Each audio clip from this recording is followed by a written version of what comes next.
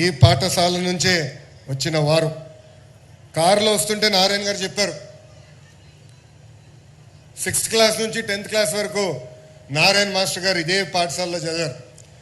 ఏకంగా ఆయన చదువు పూర్తి చేసిన తర్వాత టీచర్గా ఆయన ప్రయాణం కూడా ప్రారంభించింది ఇదే విఆర్ హై స్కూల్ అని ఈ సభాముఖంగా మీకు తెలుపుతున్నా.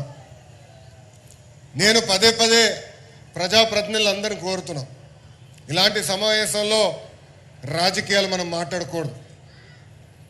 స్కూల్కి ఏకంగా రాజకీయాలు దూరం పెట్టాల్సిన అవసరం ఉంది. అనేక కారణాల వల్ల ఈ పాఠశాల మూతపడింది.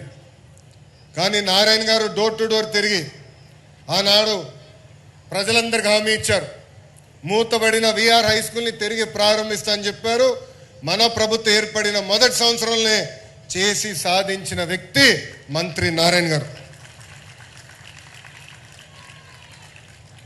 నా పక్కనున్న 2 పిల్లలు అడిగా, ఎందుకు వచ్చారు, ఎందుకు